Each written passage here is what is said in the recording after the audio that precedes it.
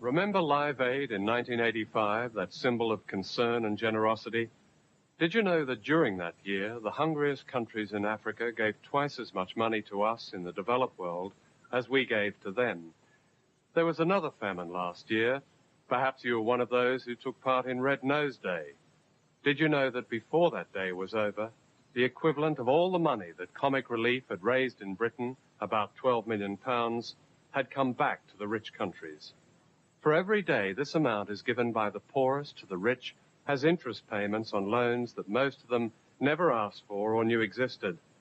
In other words, contrary to a myth long popular in the West, it's been the poor of the world who've financed the rich, not the other way round. In the 1980s, the World Bank and IMF and the US government and the British government would say to developing countries, you cut government spending, you increase exports, you privatize, or you won't get new loans. The banks have made a killing in the decade of the 80s. They've been crying the whole time, but not only the banks, but in fact the public institutions have received a total of over $1.3 trillion. And the reward that the debtor countries have received for paying their creditors $1.3 trillion in the last 10 years is to be more than 60% more in debt than they were in 1982. So if there is no change, this can go on forever, with the debtor countries remitting an average of $12 billion every month. Along with the International Monetary Fund, the World Bank was set up at the Bretton Woods Conference in America in 1944.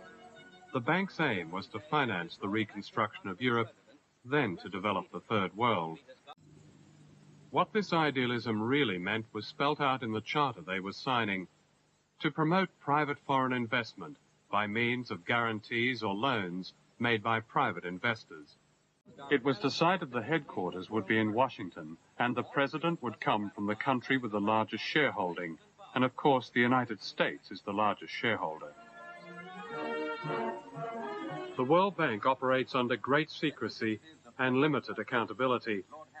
Every World Bank official is granted immunity from legal action anywhere in the world. The main focus of the bank is poverty alleviation and development of countries which are relatively low in income. I guess that's a pretty idealistic frame of mind, set of objectives. At the same time, though, the bank is a bank and has to worry about its bottom line, its standing in the markets, and is therefore necessarily a fairly hard-nosed financial institution as well.